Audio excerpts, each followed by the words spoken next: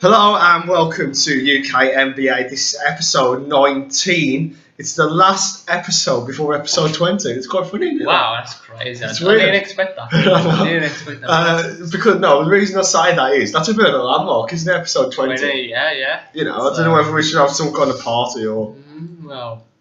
Maybe we'll get to 1,000.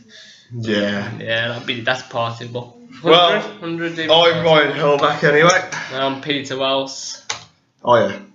Yeah. Peter Wells. Not changed since last week. Not changed yet, no, apparently. Okay. But this is a special episode because Every episode's special. Yeah, but this is extra special.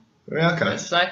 Because this is no longer regular season basketball. No, this is no longer regular NBA. This is no regular NBA. Anything can happen. It's a playoff time, people. Enjoy it. We've got another nearly 2 months of playoff basketball. The most Yeah, but intense it's basketball. time to say goodbye to the great teams like the Knicks, like the Sixers. I mean, the teams that have really made us want to do this show in the first place. We're going to miss great that, show. really. Great really teams. Are. And I'm not going to see my man Oladipo No. for a good 6 months, am I? Carl Anthony and Jahlil Okafor are fighting it out for the #1 draft pick, which could potentially go to Miami, people. They're in the top 10, so lottery. Yeah, so we're all obviously playoff season. And I mean, Miami are expecting great. Oh, wait, no. No, they're not in it, are they?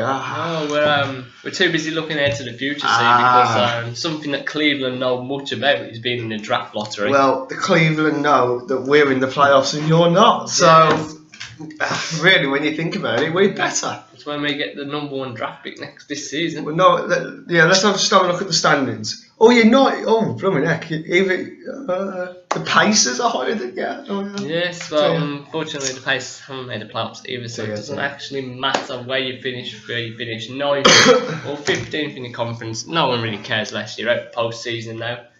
Which means we do say goodbye to a few great teams. Yeah, we say goodbye to the Charlotte Hornets. I mean, we expected Charlotte Hornets really to be in the playoffs. So we thought about it at one stage. Disappointment, they were expected to be there after last season, being in that. We say goodbye to the Utah Jazz. The Utah Jazz had a good end to the season, respectively, so you can expect them to really be maybe pushing for a playoff next season. We say goodbye to the Pistons, and at one stage, in about January time, we were talking on UK NBA. We were thinking that they might actually make the playoffs. Yes, we were slightly thinking that. Yeah. We say goodbye to OKC, don't we? Yeah, OKC are out, unfortunately. No Russell Westbrook in the playoffs. I mean, what? That's not even possible, is it? Sad day for him. And to be honest, the writing was on the wall. They had Westbrook and Durant out at quite regular times throughout the whole season, and I think that's one of the reasons why they're not in the playoffs. But this part is actually dedicated to looking at the schedule. It all kicks off tomorrow. I don't know whether you're uploading this tonight or tomorrow. Tonight, yeah. Yeah, so it's going to be tomorrow. So basically, we want to kick on straight away, and we're going to take you quickly through the 8 matchups. So you want to run through the Eastern Conference games? Yeah, I want to run through the Eastern Conference. The Hawks and the Nets. Yeah, obviously. We'll just have a quick talk about that. I mean, we'll preview them in a bit. We'll preview them in a bit. Well, because this is the only feature we've got. Getting ahead of myself. Previewing, yeah. Oh, and it's the Miami Heat against. Oh no, it's not the Miami Heat against the Boston Celtics. No. Oh, sorry, it's the Cleveland Cavaliers that are in the playoffs. Cavaliers, yeah. So that's an easy win for the Cavs. We're through. The Chicago Bulls and the Bucks. Yep. The Raptors and the Wizards. That's all in the East.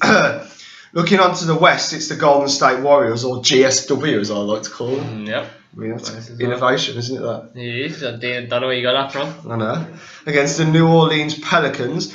Also, it's the Rockets and the Mavericks, the Clippers and the Spurs. That's a tasty looking one. We'll look ahead to that in a bit. And the Blazers against the Grizzlies. That is your playoff schedule.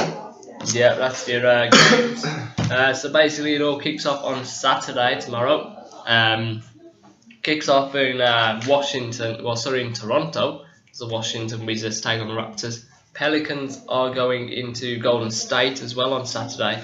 The Bucks are playing the Bulls. The Mavericks are playing the Rockets. That's Saturday. Sunday, the other 4 games are happening. and then obviously they'll continue over the weeks. That includes the Celtics, Cavaliers, the Nets against the Hawks, the Blazers against the Grizzlies, and finally the matchup of the first round, really, the Spurs against the Clippers. Well, isn't that a juicy looking contest? Them in the first round. Obviously, if you go on to the News Hub and check these out on there, there will be the full schedule for each matchup on there, so you can check every single matchup, when they're playing, at what time as well, Eastern time or UK time. It'll both be on there. So we're going to get straight into our first matchup, really. Okay. And we're going to start out east, and we're going to go with the Hawks against the Nets. Yeah, well, you know, plenty to talk about there. People will say that it's a foregone conclusion, the results of this game. They'll say the Hawks have got too much for the Nets, but you know, stranger things have happened in basketball. You know, obviously the domination that the Hawks showed over the Nets was something quite extraordinary. The Nets didn't really have a look in. I mean, they've won all four of their games against the Brooklyn Nets this season. And really dominated the conference. And to be quite honest, I can't see any way for the Nets, but stranger things have happened. They're in good form. They're coming into the playoffs on kind of squared off a little bit at the end, you know, but they came in decent form. They came in off a win. There's no pressure on them. There's nothing to lose. They weren't expected technically to really be here. Do you think there's no pressure on the Nets? No pressure on the Nets. I don't think there's any expectation on them to do anything here. I think there's no pressure on the Nets, but then there kind of is a pressure in having no pressure, if that makes any sense. Yeah, it's a point. The fact is that they got looking into this game knowing that they're not fancied. They're the underdogs, and I think being an underdog actually does bring an element of pressure. The Hawks obviously will expect to dominate the game. I mean, I don't know whether Teletovic is back yet, but so he won't be back. That's a big loss as well coming into these playoffs. So they'll be relying on people like Brook Lopez to try and get them over the line. Derek Williams, sorry.